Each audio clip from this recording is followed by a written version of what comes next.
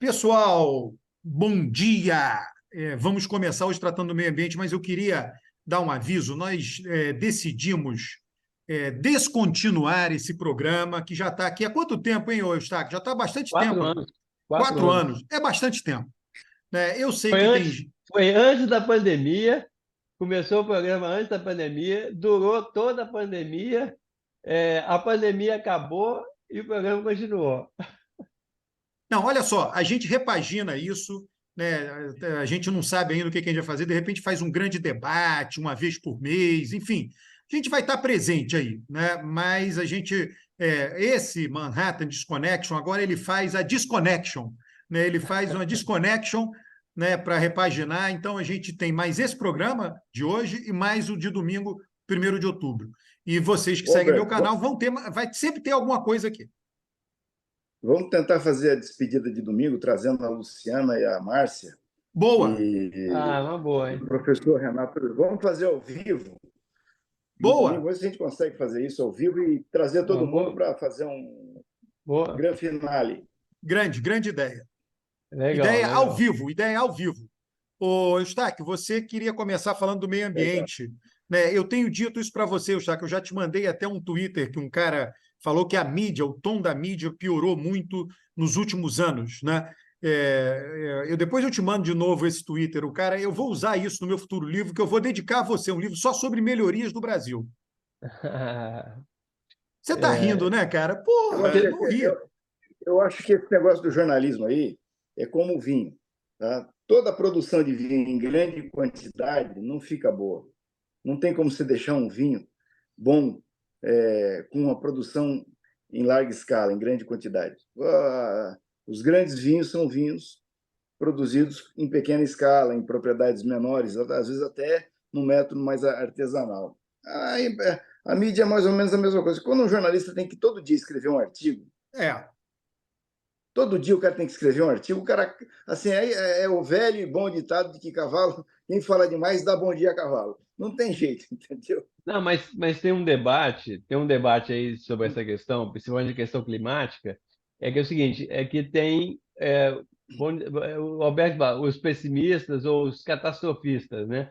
Então, essa semana, por exemplo, o secretário-geral da ONU, né, o português lá, Antônio Guterres, ele tem feito muitas frases muito impactantes, né? Essa semana que tem a cúpula do clima lá em Nova York, junto com a Assembleia Geral, né, na mesma semana, ele fez uma frase impactante, que é o seguinte: abrimos a porta do inferno, né? E aí muitos jornalistas, eu vi até jornalista que mexe com o meio ambiente, achou exagerado essa imagem de que abriu a porta do inferno. Mas eu acho que o Guterres, o que ele queria chamar atenção é para a gravidade da situação que muita gente não está percebendo. Por exemplo, hoje, eu estou aqui no meu computador aqui, é, eu estou dentro de casa, né? Dentro de casa, está 28 graus aqui no Rio, é, dentro de casa, 9 e pouco da manhã, na sexta-feira, tá? A previsão é que a gente chegue a 40 graus, no Rio de Janeiro. Olha, hoje é o primeiro dia da primavera, né? Nós estamos terminando o inverno, né? E começando a primavera, e já chegando nos 40 graus. E parece que isso é uma coisa. Não sei como é que está aí em Curitiba, hein, o Rocha? É, Olha, eu posso te dar um testemunho a respeito disso. Há 2 semanas atrás eu estava em Paris. Absolutamente insuportável o calor em Paris. Eu até lembrei, brinquei no meu Instagram com o pessoal que me segue lá, dizendo: eu estou me sentindo em Paranavaí. É um horror aqui o calor. Assim, ó, em Dijon, por onde eu passei também, eu até observei e apontei para. Olha aqui, ó, os carros estão deixando a marca do pneu no asfalto, eles tão não estão mole que estava o preparados para o asfalto. calor lá, eles não estão preparados para tudo de tapete, não tem Aqui em ar-condicionado. Curitiba, aqui em Curitiba é um inferno, porque assim, Curitiba não foi uma cidade feita para calor, né? Ela é uma cidade É de europeu, de europeu. clima médio. nós estamos aqui a 960, 950 é, é, metros metros do mar. acima do nível do mar. Então, o vento que a gente recebe, e nós estamos muito próximo do mar. Curitiba está em linha reta, talvez esteja a 40, 50 quilômetros do mar, da Baía de Paranaguá, da Baía de Guaratuba. E aí o vento que a gente recebe aqui é o vento que está 900 metros acima do nível do mar. Então, é sempre muito frio, muito fresco e tal. Rapaz, ontem, hoje então nem se fala. O sol já amanheceu rachando aqui, muito ruim. Tá? Ô, Eustáquio, Então, mas olha só, mas qual e essa... você está correto, o diagnóstico está correto. Estamos numa situação muito complicada. Agora, está todo mundo se mexendo, né?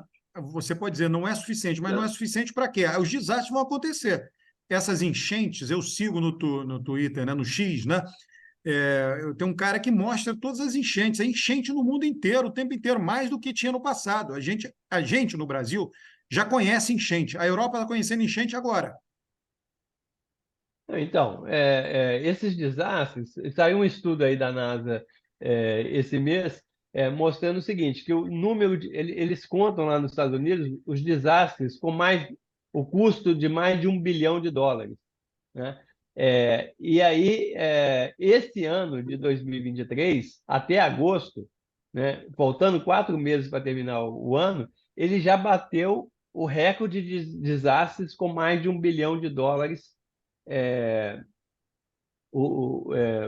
em cada um desses desastres, né? Então, assim, e isso está se espalhando para o resto do mundo. Quer dizer, o custo humano, né, e econômico da mudança climática, da crise climática, ele é cada vez maior. E isso que aconteceu, por exemplo, lá no Havaí, uma cidade lá da Laurene, lá na ilha de Maui, no Havaí, foi uma coisa impressionante, uma cidade histórica, né, que tinha um valor é, arquitetônico fantástico e tal. Ele foi destruído em poucos minutos, as pessoas tiveram de pular no mar para se salvar por causa do calor. E o caso da Líbia é o mais impressionante em número de mortes, né? São mais de 11 mil mortes, mas provavelmente talvez seja o dobro disso, né? Por causa de uma enchente, né? Quase no deserto, porque aquela região ali é praticamente deserto, né?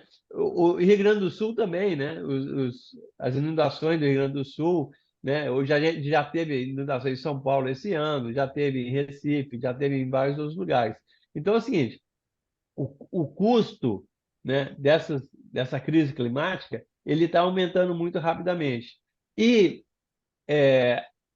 o agravamento, né, desse aquecimento global, ele é muito forte, porque assim, o pessoal estava esperando chegar em 1,5 graus, né, na década de 2030. E o mais certo agora é que nos próximos 12 meses, entre junho de 2023 e maio de 2024, a temperatura deve chegar a 1,5 graus, né? Que é uma coisa que estava o Acordo de Paris dizendo que a gente não poderia passar, né? E do ritmo que as coisas já estão indo, a gente vai passar os 2 graus também.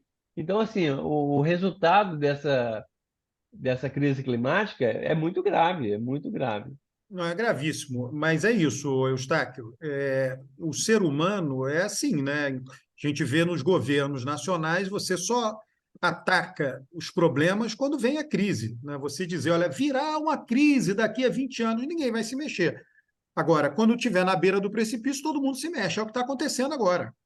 Não, mas, por exemplo, ó, vamos pegar, essa semana também teve os ODS, né? Teve a cúpula dos ODS em Nova York. Teve uma série de coisas em Nova York. Essa semana teve a Assembleia Geral, né? O Lula falou e Vamos tal. comentar o discurso do Lula aqui. É, mas o que aconteceu com os ODS?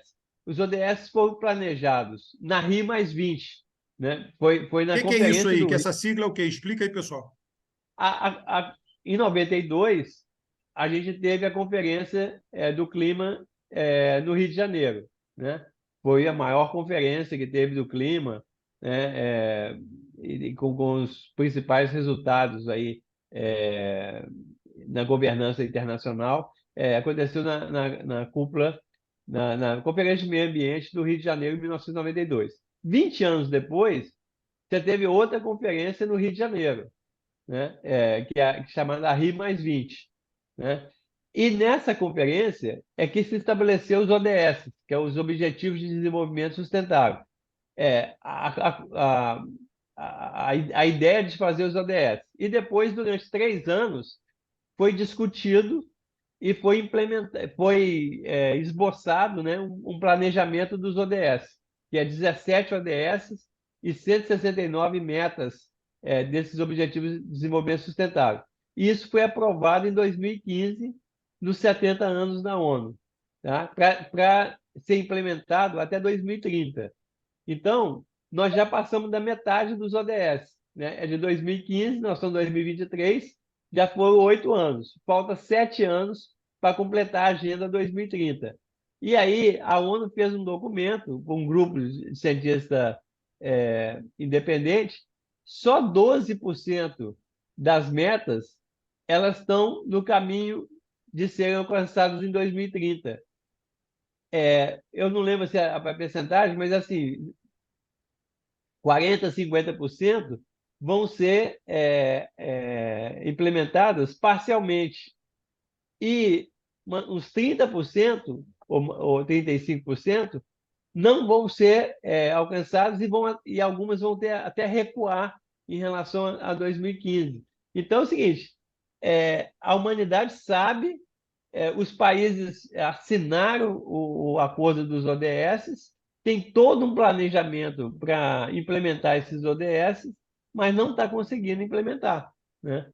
Então, não é simplesmente que a pessoa não sabe, não está nem aí. Não, o pessoal sabe e não está conseguindo colocar em prática.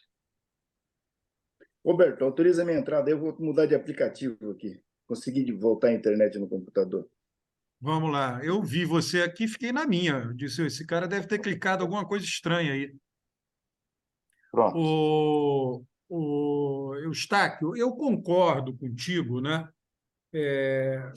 De todos os problemas. Você está denunciando todas as dificuldades. Agora, estamos nisso. O que a gente vai fazer, né? Você teve um crescimento, né? Você sabe que tudo isso tem a ver com o crescimento, né, do mundo, né? A gente fala, pô, a China tirou Um bilhões, né, bilhão, um milhões bilhão, da um bilhão. pobreza, né? Isso tem impacto. A Índia está crescendo, isso tem impacto. O Brasil cresceu muito, melhorou a condição de vida de uma fatia imensa da população, isso tem impacto. O mundo inteiro, né? É complicado, né? Eu concordo contigo, é muito difícil. Agora está todo mundo tendo que rever isso. A humanidade, creio eu, né, Eustáquio, que você pode ter uma visão diferente, a humanidade não vai acabar, né? Não vai acabar. Não por conta disso, ela pode acabar por outra razão, mas por conta disso, não.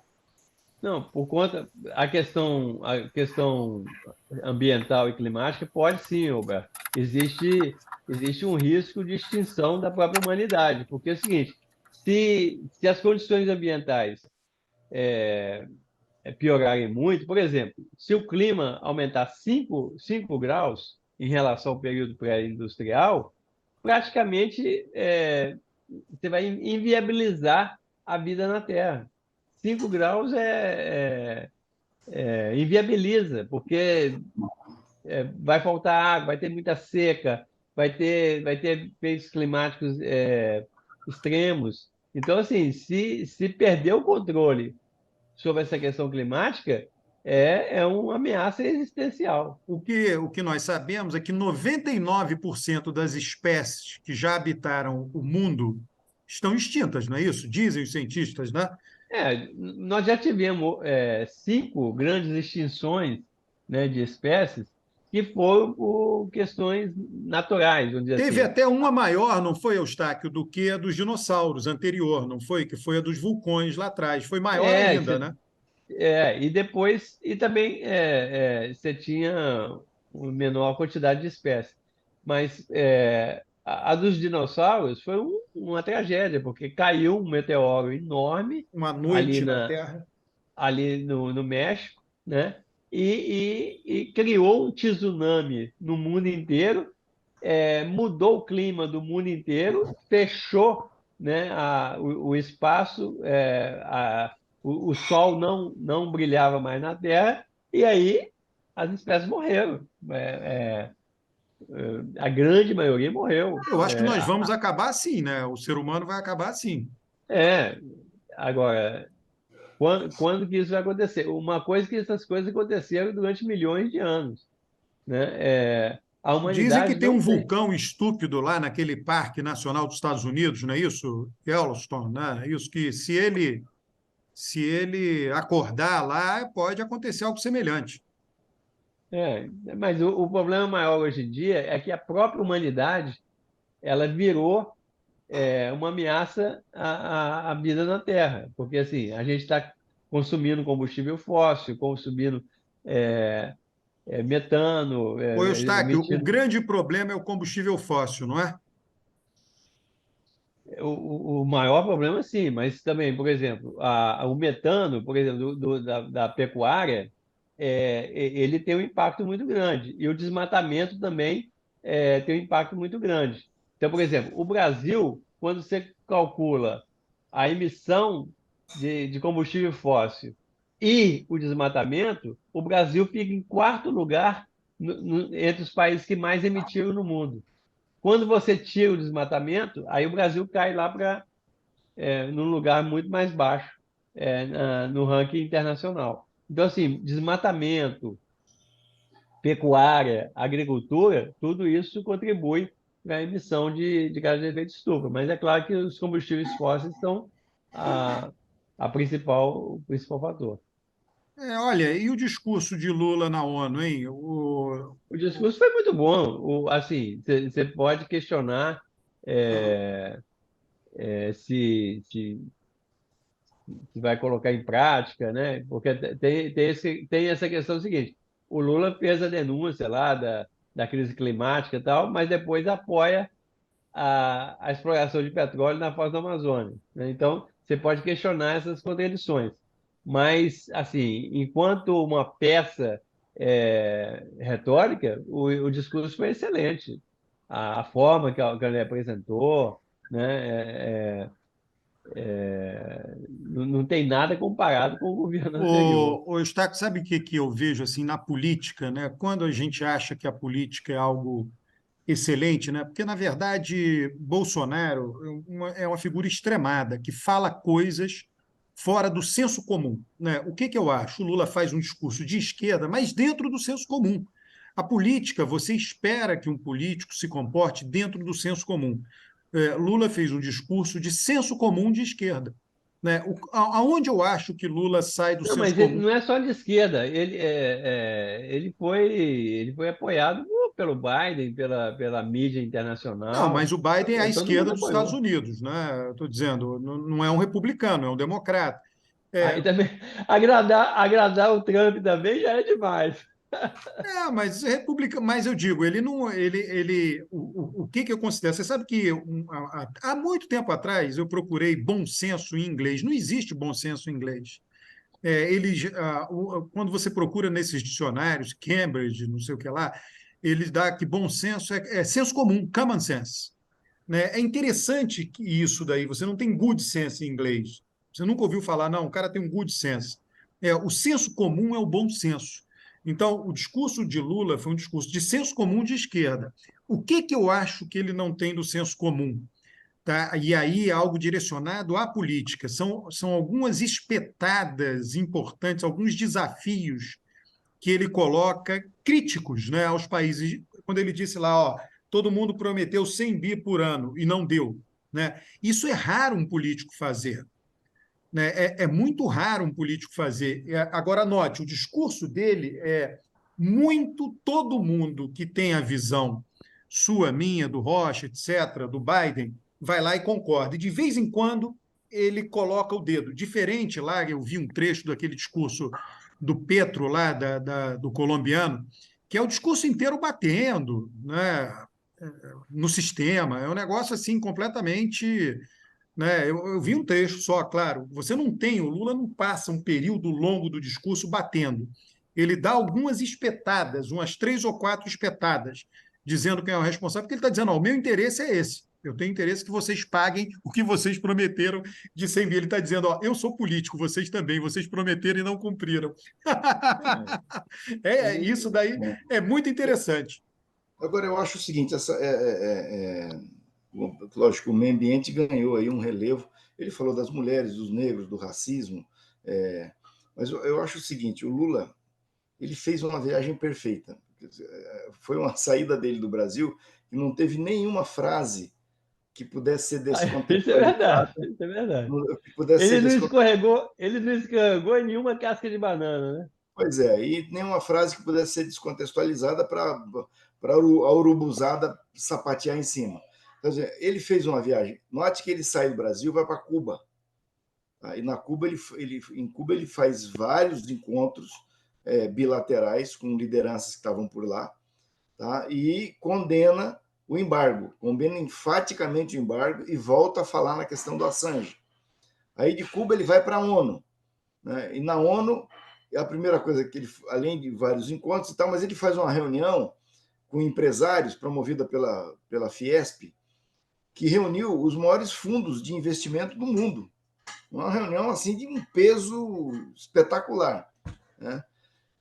E aí entra e a imprensa insistindo na questão do encontro com o Zelensky, tá? E aí ele vai administrando e tentando colocar o Zelensky numa situação de um compromisso como qualquer outro da agenda, né? E até menor, né? E aí ele vai e faz o discurso foi brilhante, extremamente ponderado, bem articulado, bateu na hora que tinha que bater e falou na hora que tinha que falar o que era necessário, mas o discurso do Lula, para mim, o ponto do discurso do Lula é que o Lula se colocou como a liderança mais importante da social-democracia no mundo hoje. O discurso dele é um discurso ideologicamente social-democrata, que resgata os postulados da social-democracia do início do século. Muito interessante o discurso dele. E se coloca como essa liderança. Aí agenda o encontro com o Zelensky e logo em seguida o encontro com o Biden, né, onde ele vai discutir o quê? Não, foi o Biden primeiro e depois o Zelensky. Pois é, mas o encontro dele com o Biden tomou um relevo que jogou do Zelensky na sombra.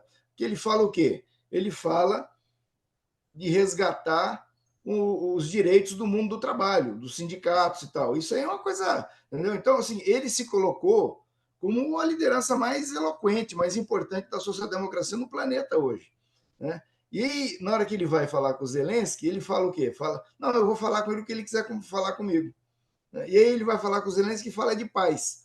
Eu me lembro, até tuitei isso, que quando eu fui a Portugal na entrega do Prêmio Camões para o Chico, o Lula foi. E o Lula deu uma declaração semelhante a essa aí, falando de paz, né? Que tem que parar a guerra, tem que fazer a paz. E naquele dia, eu estava lá em Portugal, na mídia portuguesa e entre os políticos, inclusive do Partido Socialista, a palavra paz caiu como uma agressão, como um palavrão, entendeu? O Lula foi muito maltratado pela grande mídia portuguesa.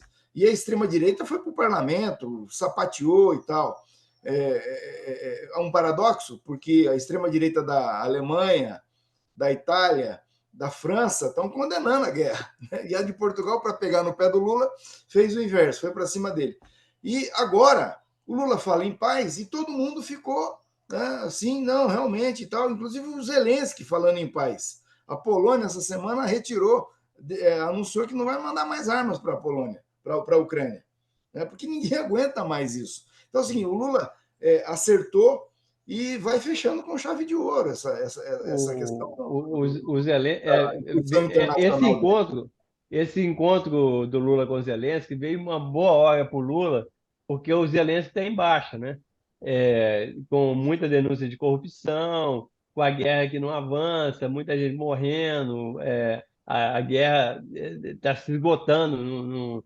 Antigamente tinha essa ideia que podia a, a Ucrânia conseguir uma vitória, né, militar, e hoje está cada vez mais difícil ter essa perspectiva de Eu vi que vitória. a Rússia divulgou que já perdeu 20% da frota de aviões dela, de militares, né? Deve ter sido mais, eles disseram que é 20 a mais. Ô, É, Roberto, com mas, 30% da frota de aviões que ela tem, ela derrota a Ucrânia. Não é, derrotou até agora, né? A Não, questão, mas Rocha, eu só estou assim, mostrando que os dois veja lados estão bem, sofrendo. estão Você não sofrendo, mas veja repõe bem, isso de uma hora para outra. Os aviões eu sei, mas velhos. assim, quando você perde a perspectiva, e o Ocidente está inteirinho cometendo esse erro, quando perde a perspectiva de ouvir o que os russos falam, certo? A gente perde a condição de analisar, fazer uma boa análise da guerra. Né? E foi o que a mídia fez até agora. Não, a Ucrânia vai recuperar território, vai recuperar coisa nenhuma. Entendeu? Dias atrás, o segundo, o número 2 da OTAN deu uma declaração lá: nós vamos ter que conversar e a Ucrânia vai ter que começar a colocar na mesa a possibilidade de perder os territórios. Entendeu? Porque nós não vamos chegar a lugar nenhum. O número 2 da OTAN. Depois foram para cima dele, ele refez a fala dele. Mas ele falou isso.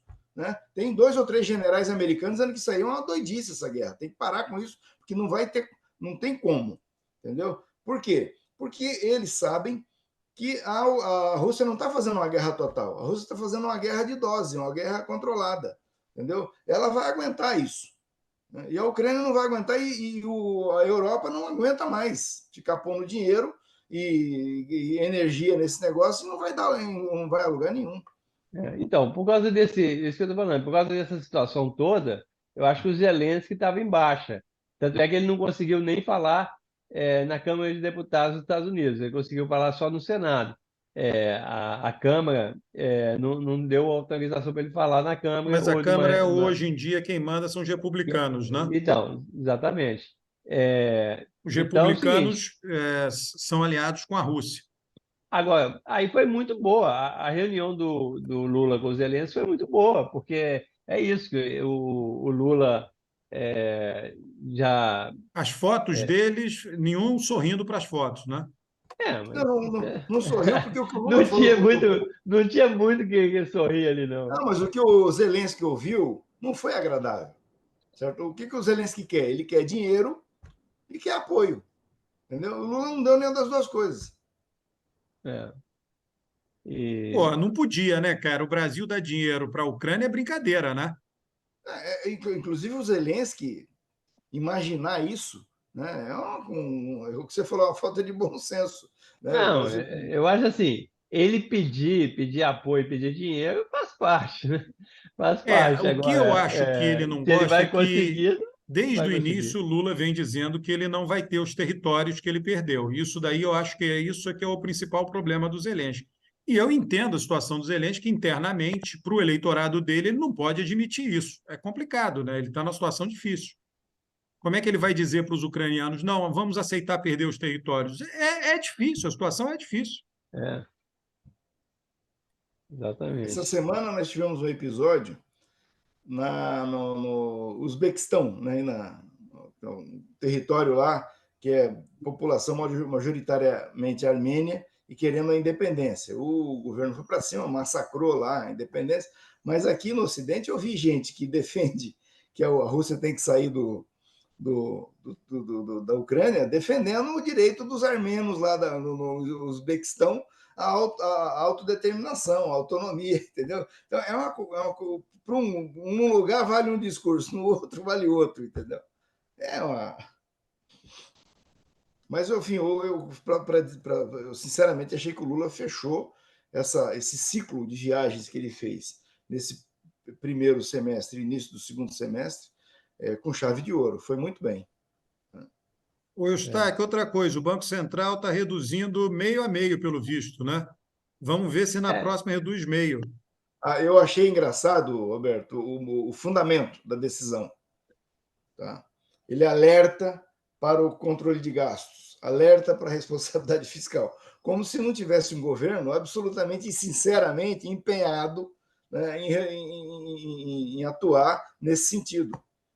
mas o problema não é só o governo, né, o Rocha? É que o Congresso, se deixar, o Congresso torra o Mas, dinheiro todo. Não, mas sabe o que mas que é, Rocha? Existe a desconfiança, né? Não estou dizendo para você, você tem a visão super pró-governo, né? Quem não tem uma visão supra-pró-governo tem uma desconfiança de, né, você vê, o mês fiscal de julho, não foi isso? Foi o pior da sequência, né? Então, é natural, cara. Você está no Banco Central, você é um diretor, a ata não saiu, aquilo é só o comunicado da reunião. Você diz, olha, tem que ficar de olho na parte fiscal. Simplesmente o Banco Central está dizendo o seguinte: a política monetária ela pode seguir esse caminho que nós decidimos aqui. Agora, a gente reverte se o fiscal descontrolar. Tudo bem, né? Eu acho que não tem nada demais nisso. Não tem, porque é o seguinte: isso custa o negro e o cachimbo para o país. Né? O país está sofrendo, está sangrando, pagando esse Mas, juro aí. Rocha, agora, colocar outra questão. Essa questão da anistia aí dos partidos. O pessoal fala assim, a democracia para funcionar tem que ter dinheiro, então tem que ter um fundo partidário, né? Para financiar a democracia, para financiar os partidos. Aí depois os partidos cometem uma série de irregularidades. E aí o TSE multa esses partidos porque eles colocaram. Aí o que que os partidos estão falando atualmente? Não, vão acabar com a justiça eleitoral e vão poder gastar o que a gente puder querer gastar. Então, Não, isso é um absurdo. não, Não é não, o não. governo, não. É o Congresso com a Isso aí política brasileira. é o seguinte: a maioria das pessoas que estão falando e escrevendo sobre isso não contextualizam o problema. Tá? Olhem só por um lado.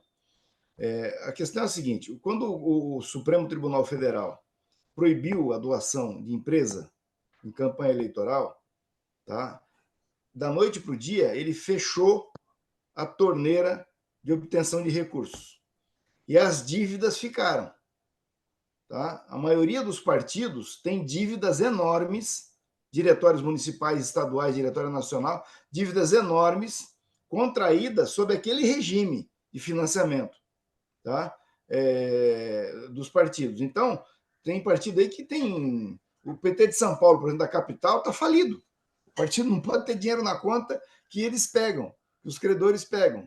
Por quê? Porque ficou a dívida do Padilha, da campanha municipal, o partido não conseguiu pagar e vem o Supremo e diz: olha, não pode mais arrecadar dinheiro de empresa. Então o partido ficou devendo e sem ter fonte de recurso para pagar. Estou dando um exemplo do PT, mas são inúmeros, dezenas de exemplos pelo Brasil afora, de partidos nessa situação. Tá? Que os contraíram dívidas nas eleições de 2014 e na eleição para a prefeitura, e ficou lá aquela bomba, né? E o partido não tem como pagar, porque esse dinheiro do fundo partidário que vem aí não é suficiente para pagar. Entendeu? Então, o que acontece? Os caras têm que anistiar, porque o Supremo, quando fez a proibição, não fez uma etapa de transição, dizendo assim: tudo bem, vai ser proibido a doação de empresa daqui para frente, para as futuras campanhas, para a atividade partidária, mas os partidos podem, por exemplo, para pagar a dívida pretérita do regime anterior, podem pedir dinheiro para as empresas, até esgotar as dívidas. Certo? Não fez isso, então o partido ficou sem a receita e com a conta para pagar. Certo? E Mas, arrebentou todo mundo. Rocha, pelo que eu ouvi, tem muita irregularidade. Por exemplo, Não, isso é o partido segundo. que. Não, esse é o segundo problema. Tá? E não é a maior parte do problema são essas dívidas anteriores, que são imensas e os partidos não conseguem pagar. O segundo problema são as multas. Eu vou te dizer, eu acho que a lei, o Congresso errou, certo? Que a Justiça Eleitoral erra por falta de sensibilidade. Que é o seguinte: o partido X, no município tal, ou no estado tal, não cumpriu a cota de mulheres, ou fraudou a cota de mulheres. Tá? Tinha que ter mais mulheres na distribuição do dinheiro. Tá? Então, tinha tantas mulheres, elas tinham que receber X e não receberam. Aí a Justiça Eleitoral vai lá e multa o partido. Tá? Agora, multa o partido, tira dinheiro do partido. Isso aí é um absurdo. Porque o partido, como é que o partido vai viver se ele tiver que pagar essas multas? Ué, é só seguir a lei e preencher a Eu acho, cota. eu Mas, sei, mas Rocha, deixa eu te contar uma. você Você está viu? trabalhando com a perfeição.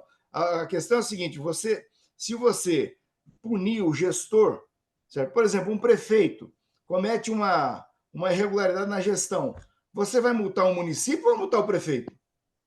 Você multa o prefeito, ninguém multa o município. Entendeu? O partido político é a mesma coisa, tem que mudar essa lei. Quem tem que ser sancionado é o dirigente partidário que frauda. Entendeu? Não o partido. O partido não pode ser Ô penalizado. Rocha, mas aí, quando o Banco Central diz a coisa fiscal, veja só, são coisas desse tipo, perdoar dívidas. Você tem agora não sei se é MP ou PL, que está sendo votado na Câmara, já foi aprovado com modificações na Câmara, que anistia disso que você está falando, multas e juros, a dívida que os municípios têm com a Previdência. Né? Olha que loucura isso, né? Então, você não vai ter que mais pagar isso. Se isso for aprovado, é uma loucura. Está na Comissão de Assuntos Econômicos do Senado. Significa que você vai manter, né, porque isso não pode ser diminuído, né? Você vai manter o pagamento da Previdência dos aposentados dos municípios, mas vai reduzir os que o município arrecada para pagar a Previdência. Ora, o Tesouro vai ter que entrar com recurso. Então, quando o Banco Central manda, o Banco Central está olhando tudo isso. Está olhando perdão de dívida para partido, está olhando perdão de dívida para município. Né? Esse é o problema, entendeu? Não, Roberto, não, assim, Como é que o primeiro, prefeito vai pagar a não, dívida que o município tem com a Previdência? Juros e multa. Não paga. A pessoa do prefeito não vai pagar. a primeira coisa é o seguinte, certo? Isso não é novo. Tudo isso está precificado e o Banco Central sabe. Ele usa isso como pretexto para boicotar o país, com essa taxa de juros. É o seguinte, ó, o Brasil é useiro e vezeiro em fazer anistia. Certo? Quando nós editamos a Constituição, nós editamos uma anistia, que era da correção monetária, das dívidas bancárias. Né? E, frequentemente, entra governo, sai governo, vem uma anistia para os empresários, para o privado virtuoso, o cara que não pagou imposto, anistiar 70% da multa, não sei o que e tal. Sempre tem isso. Tá? E isso não é novidade, o Banco Central sabe. Agora é o seguinte, eu, por exemplo, defendo que o governo tinha que vender esse ativo de crédito que ele tem. Tem um monte de empresa devendo para o governo, certo? O município devendo para o governo, não sei o que devendo para o governo, e o governo não tem como cobrar. Então vende essa porcaria para alguém que queira comprar, certo? E o cara que vai se virar para cobrar esse negócio. Agora, na questão dos municípios, isso aí, ó, o município não recolheu a previdência dos funcionários num determinado mês. Aí vem o INSS, pá, multa o município em 70% da dívida.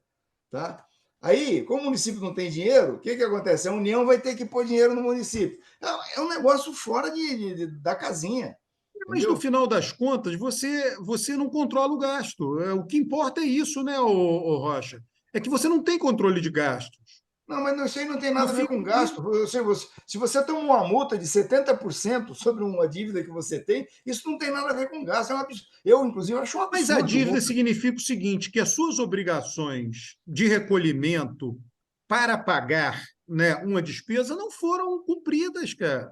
Tudo Você bem, mas entendeu? você vai E cumprir. O município, tudo vai dar no uma hora, déficit. No final uma dá hora tudo o em déficit. município vai cumprir. Uma hora o município paga o Porra, principal. mas essa hora Certo? pode ser daqui a 5, 10, Não, 15, mas é o 20 anos. seguinte, Cara, agora, isso ô, Alberto, se você coloca 70% em cima de multa, aí lascou. Como é que paga? olha, Não paga, essas multas, entendeu? olha, tudo isso é regulado em lei. Ninguém É. coloca assim, olha, se não pagou a Previdência, você não vai fazer uma multa fora do que está previsto em lei. O que estava previsto em lei, todo gestor sabia.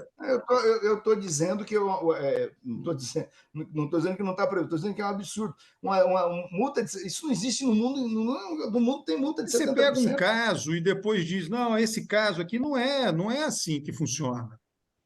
Não, o que Desculpe. eu acho do Banco Central é o seguinte: eu acho que a taxa de juros já podia estar abaixo de 10%, né? Tá em um dígito só.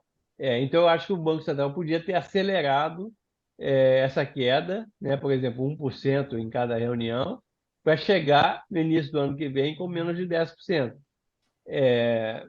Aí, se o governo perder controle por causa do Congresso, etc., aí você aumenta a taxa de juros mais na frente. Agora, a taxa de juros está caindo, mas ainda está muito alta. Ô, Sérgio, 12,75 alto demais. quando você tem um novo governo, qualquer lugar do planeta, quando você tem um novo governo, o que você faz? Você tira o pé. Você dá uma folga para o cara ficar 6 meses, 8 meses, né? Porque deixa o cara começar a governar. entendeu? Todo lugar é assim, né?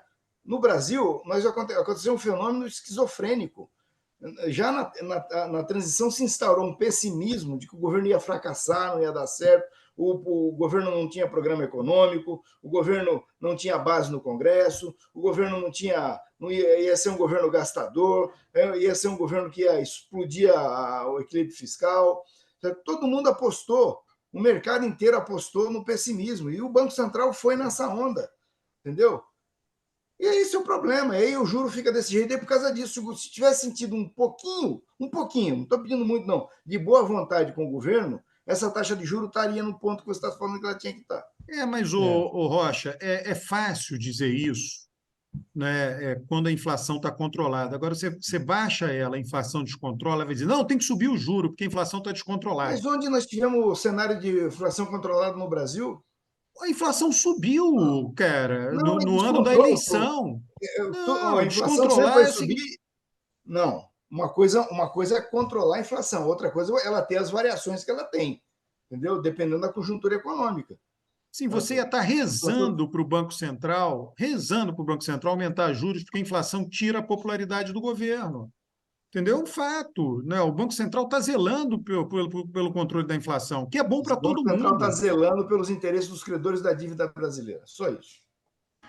A dívida brasileira é o que sustenta pagamento de funcionário público, Eu não das estou dizendo que não tem aposentadorias, dívida. Eu funcionamento não do estou dizendo que Estado. não tem que ter dívida. Você Estou falando entendeu? da taxa de juros. Não tem jeito, cara. E aí, se ela faz isso, é porque os credores acham, tem uma expectativa negativa do governo na medida que o governo gasta mais. Então, está tudo conectado, é uma Está sociedade tudo só. conectado e a questão, eu estou dizendo isso, apostaram no pessimismo. O resultado é o que é? Uma taxa de juros de 12%. Esse é o resultado do pessimismo. 6 meses Sim, de absurdo e injustificado pessimismo nós tivemos no Brasil. sim, mas por outro lado, você tem uma inflação, você tem que ver o malefício e o benefício. Você tem uma inflação que não dá sinais de aumentar. Isso é importantíssimo. Para o governo, isso é ótimo. O governo estaria hoje suplicando ao Banco Central aumentar a taxa de juros se a inflação estivesse subindo. Entendeu? Mas, Você não pode falar da taxa Alberto, de juros separada da inflação. eu sei, mas é o seguinte: o governo está dizendo o que desde o começo? Nós vamos controlar gastos, nós vamos segurar, nós vamos ficar dentro da meta da inflação. O governo está falando isso. E o Banco Central não Sim, mas o acredita. governo está falando, mas o próprio governo sabe que a meta que ele fixou para ele seguir não vai ser cumprida, déficit zero ano que vem. E o Banco Central está olhando isso. Né? Aí você vai dizer, não, o governo não deveria ter dito que é déficit zero ano que vem. Porra, mas disse. Você entende, cara? Fazer o quê? Né? Você. Disse, mas isso, os incumprimentos são incumprimentos absolutamente razoáveis. Nós não temos uma situação de descontrole, é isso que eu estou dizendo. Não, mas Não tem nada no horizonte que diga. na economia moderna, de mercado, etc., a melhor coisa que tem é ter transparência e trabalhar com expectativas corretas. O governo poderia, é melhor para o governo dizer, ano que vem vou ter um déficit tal, no ano seguinte menor, no ano seguinte menor, e cumprir isso e perseguir isso, do que simplesmente dizer vai ser zero. Ah, não, não vai mais. Ah, mas vai ser quanto? Entendeu? Eu, E eu, isso, a incerteza vem daí. eu discordei. Tá? E teve mais gente, teve até um grupo na bancada do PT que assinou um documento, né, dizendo que. Sim, mas se diz que está zero, tem que perseguir o zero. Ou Eu então diz, sei, vou não, mas, mudar agora. tudo bem, mas o governo está perseguindo. Não Entendeu? E está. se não der zero, vai dar muito, muito Mas como próximo de está zero. perseguindo se no projeto ele quer fazer um refis da dívida da Previdência dos municípios? Esse aqui é o problema, entende, o Rocha? Você diz Não, está Alberto, está isso aí perseguindo na não tem. fala. Agora tem um projeto Isso, concreto que isso não está. Não tá. isso não vai ter. Isso aí está precificado, não vai ter impacto nenhum no equilíbrio Não, não está. fiscal. Isso não Tá, estava no projeto, Rocha. E está entrando Alberto, como jabuti. tudo bem, Mas tudo bem. Nós aí, não vamos concordar com aí isso sim, nunca. Eu acho que o é o Banco quadro Central tem uma político. má vontade infernal com o governo. Não tem a menor dúvida. O Banco Central, que veio do governo anterior, ele sabotou a situação da economia brasileira. Essa taxa de juros já podia estar mais baixa. Saiu uma lista aí essa semana que estava vendo. O Brasil assim, é disparado a maior taxa real do mundo de juros. Isso não tem menor justificativa. Eu entendo que o Roberto está falando, é o seguinte: tem que controlar a inflação, A inflação é uma variável fundamental na aprovação do governo. Eu acho que o Alberto olha muito por esse lado, né? Tem um livro sobre o E, assunto, né? pois é, então é uma questão importante. Agora, é, eu também concordo que a inflação é muito importante, só que eu acho que essa taxa de juros ela está além do Ô, necessário. É ô só isso. Eustáquio, você tem vencimentos de aposentado. A pior coisa que pode acontecer para um aposentado é a inflação alta. Tem nada pior. É Quanto porque é que está a você dá inflação? consultoria, você é esperto, você Tudo tem bem, quanto é dinheiro que... das suas Não, assim, consultorias, então a quanto é que inflação está a pode subir. inflação? Você é um demógrafo renomado, famoso, entendeu? Mas o aposentado Saber, médio é horrível, cara. A inflação é Eu sei, não, mas, péssima. ó, a inflação é, ó, é horrível para todo mundo, não é só para o tudo bem, mas aposentado. Mas o aposentado não tem qual é a como ter aumento inflação? salarial. Qual é o impacto que a Tem, inflação está ué. tendo no No, teu no, salário? no funcionalismo público tem aumento, o mesmo aumento dos ativos. Ele E qual fala é o isso impacto que até a inflação está meio tendo na assim, tua faz vida? a boquinha assim, meio envergonhado assim. É verdade. O que é, Rocha, que você está aí reclamando Não, aí? eu estou perguntando para ele qual é o impacto que a inflação está tendo no salário dele. Estava tendo um impacto violento no governo Bolsonaro, agora já não está mais, porque o Ô, governo está. Rocha, esse cara aí, ele é um demógrafo renomado, casado com uma mulher também renomada. Ele, se tiver arroz salarial, ele dá uma consultoriazinha aqui, Banco Mundial ganha em dólar. É vergonhoso, ele mora numa área privilegiada do Rio de Janeiro. Ele não está nem aí para a inflação, nem Não, não é aí. verdade. Não é verdade. Eu preocupo com o país, eu preocupo com Porra, meus todo filhos, mundo eu se não preocupa com preocupo. o país. Não tem ninguém, eu não conheço ninguém no Brasil que não se preocupe com o país. Não, o Bolsonaro, para mudar de assunto aí, o Bolsonaro não se preocupava com o país. Ele perdeu a eleição, de vez dele fazer uma transição, ele foi lá articular um golpe. O que apareceu aí do É negócio do incrível. Cid é impressionante. E Esse parece que o cara da cara da Marinha, Marinha topou, não foi isso? Sei lá, que o Pois almirante. é, Porra, o cara da Marinha agora a Marinha está também. negando, diz que nada disso. pior que Não, não, não, não. A nota da Marinha é muito séria, porque a Marinha lava as mãos, hein? Isso é importante. A Marinha diz o seguinte: posições individuais não representam a instituição. Ou seja, pega o cara aí que não tem nada a ver com isso. Esse tal de Guarnier ficou numa situação difícil. Mas, Ai, ô ai. Rocha, você acha que vai ter um desdobramento aí, a prisão do Bolsonaro? É o seguinte, a situação está cada vez mais complicada, está desandando, eles perderam o controle, tem essa delação do Cid, mais gente vai delatar, né, pelo que eu estou vendo aí, e eles estão expostos como nunca. Eu não sei o que vai acontecer lá na frente, mas está muito ruim. Tá? Cada vez tem mais militares envolvidos nessa confusão, entendeu?